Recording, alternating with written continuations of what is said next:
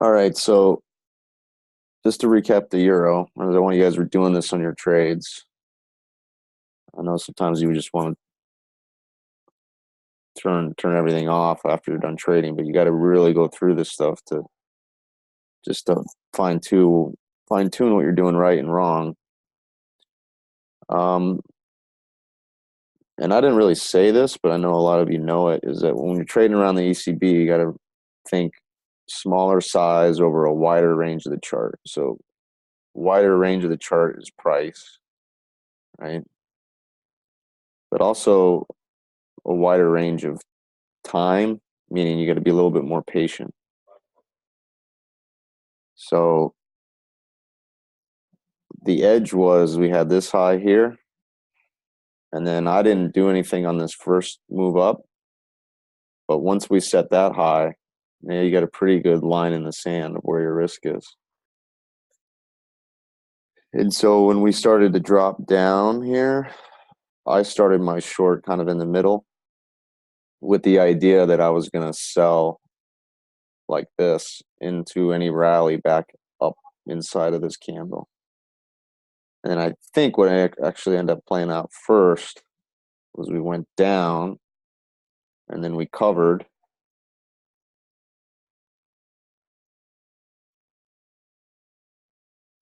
We covered first down here, right?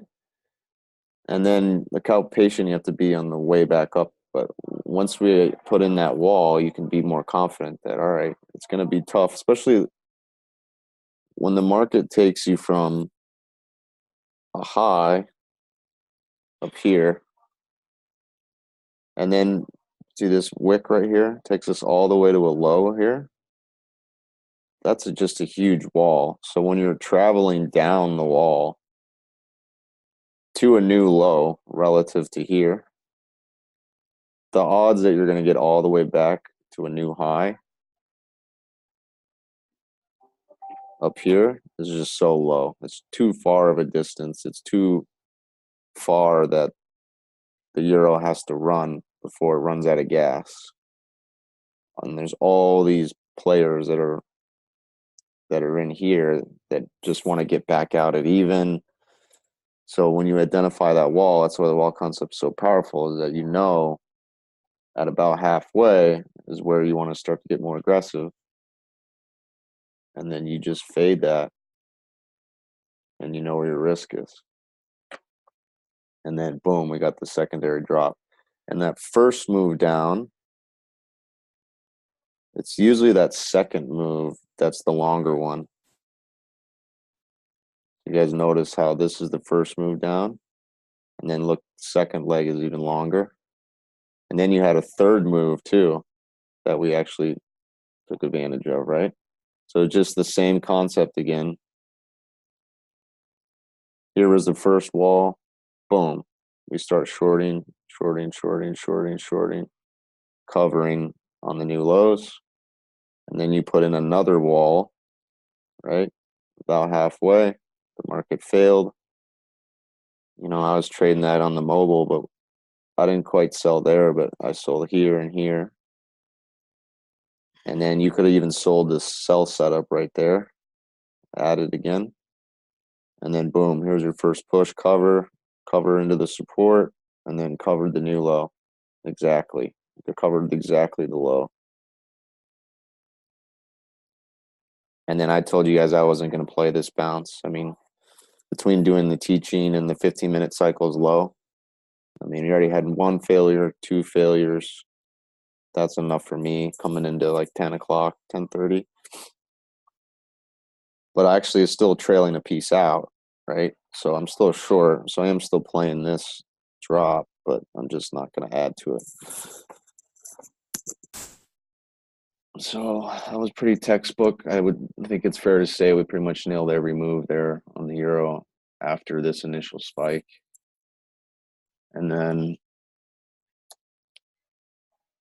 the only other really thing I did here was sell the high in S&Ps. A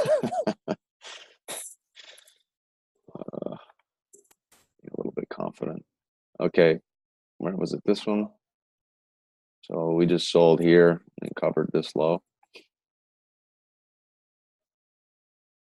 And that one was just a matter of kind of timing up. We had talked about the inside range. We sold here, and then this was the low yesterday.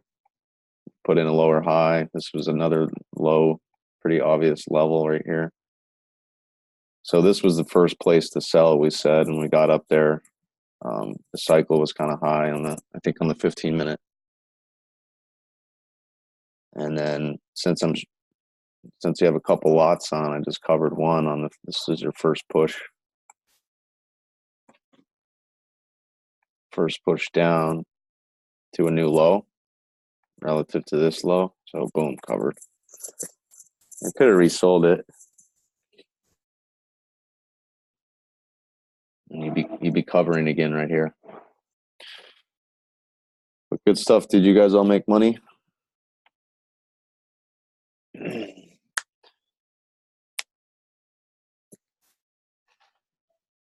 All right, good deal. That was really good trading on the euro. I mean, there's a lot of people that don't even trade around ECB and stuff because they just think it's too volatile. They just don't. They don't know how to. You just got to be a little bit smaller with your size, a little bit more patient, and realize that the moves can be a little bit wider than when there's no news event. But it's still all the same process.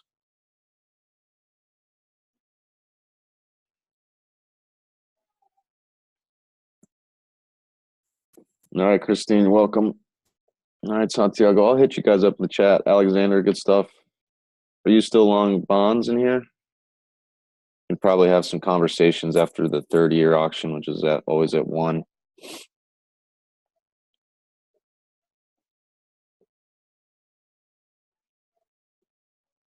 All right, guys, have a good one. I'll talk to you in the chat.